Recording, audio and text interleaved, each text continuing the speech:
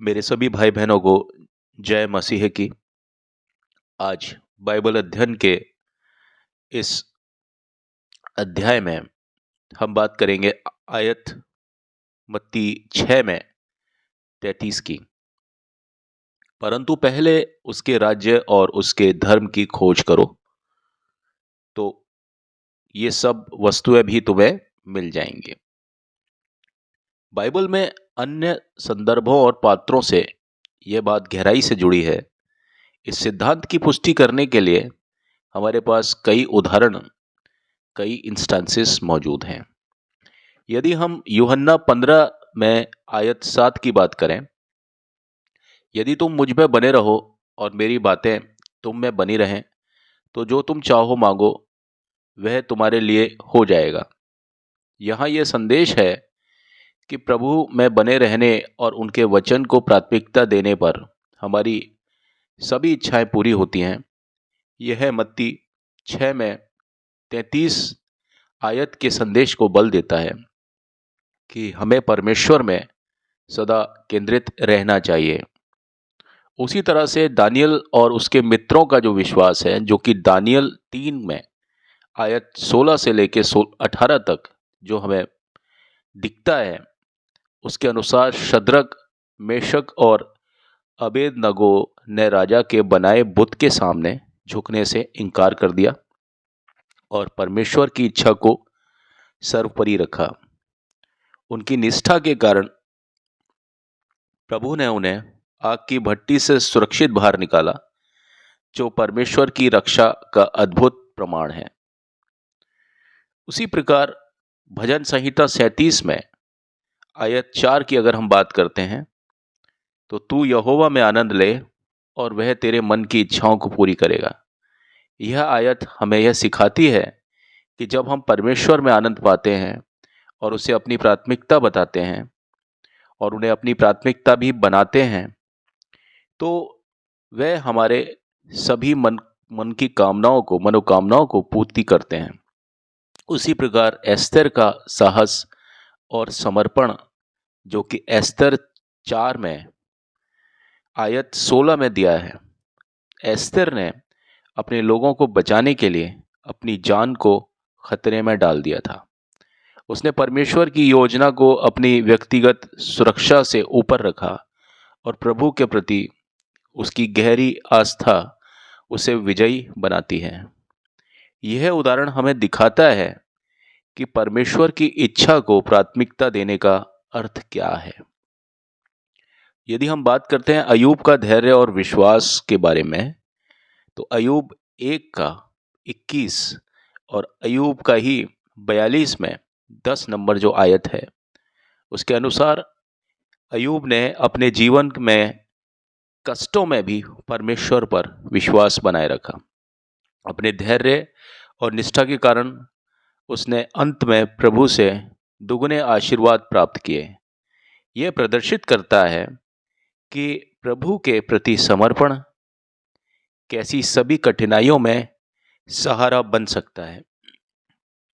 पौलुस की शिक्षा फिलिपियो 4 में यदि हम आयत 19 की बात करें, उसके अनुसार और मेरा परमेश्वर भी अपने उस धन के अनुसार जो महिमा सहित मसीह यीशु में है, तुम्हारी सारी आवश्यकताओं की पूर्ति करेगा।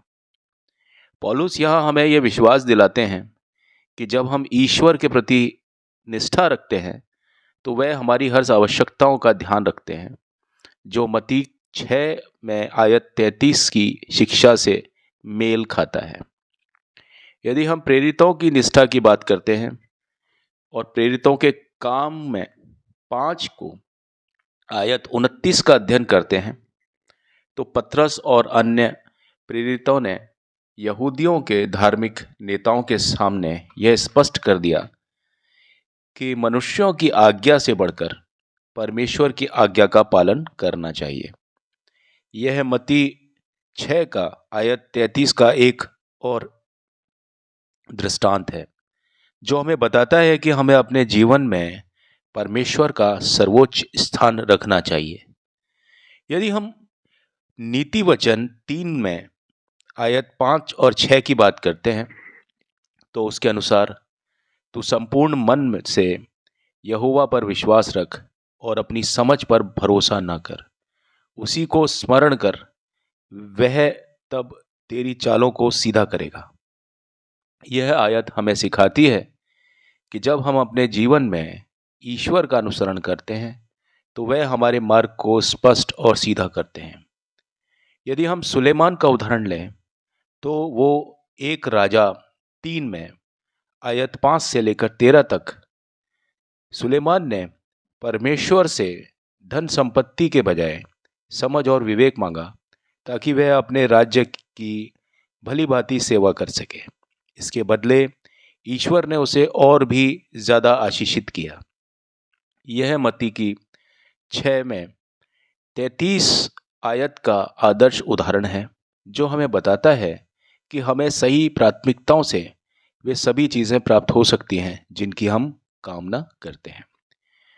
यदि हम बात करते हैं यहोशू का समर्पण में, तो यहोशू 24 में अगर हम आयत 15 को देखें तो यहोशू का दृढ़ निर्णय यह है कि वह और उसका परिवार यहोवा की सेवा करेगा। हमारे लिए यह एक प्रेरणादायक उदाहरण है कि परमेश्वर को प्रथम स्थान देने से हमें और भी अधिक आशीर्वाद प्राप्त होते हैं। यीशु की शिक्षा, यदि हम लूका 12 में आयत 31 के बारे में सोचें तो हम ये आयत कुछ इस प्रकार पाते हैं, परंतु उसके राज्य की खोज करो तो ये सब वस्तुएं भी तुम्हें दी जाएंगी। यह मत्ती 33 जो आयत है उसके समान ही है, जिसमें यीशु इस संदेश देते हैं कि ईश्वर का राज्य और उसकी धार्मिकता को खोजने से हमारी सभी आवश्यकताएं पूरी होती हैं। इब्राहिम का विश्वास और प्राथमिकता, यदि हम देखते हैं उत्पत्ति 22 में 1 से लेकर 18 जो आयत है, उसमें अब्राहम ने अपने बेटे इसहाक को परमेश्वर के लिए बलिदान करने का संकल्प दिखाया है, जिसमें उसने अपनी संपूर्ण आस्था और समर्पण को साबित किया है, जिसके फलस्वरूप परमेश्वर ने अब्राहम को महान आशीर्वाद दिए, जो परमेश्वर के प्रति निष्ठा और विश्वास का परिणाम था। इन सभी उदाहरणों से यही सिद्ध होता है कि मत्ती 6 में आयत 33 का संदेश, पहले परमेश्वर के राज्य और उसकी धार्मिकता की खोज करो, बाइबल के अन्य भागों में भी निरंतर रूप से प्रतिपादित है। जब हम अपने जीवन में ईश्वर को प्राथमिकता देते हैं तो हमारी सभी आवश्यकताएं प्रभु स्वयं पूरी करते हैं। इन वचनों के जरिए परमेश्वर आपको बहुतायत से आशीष दें। आमीन।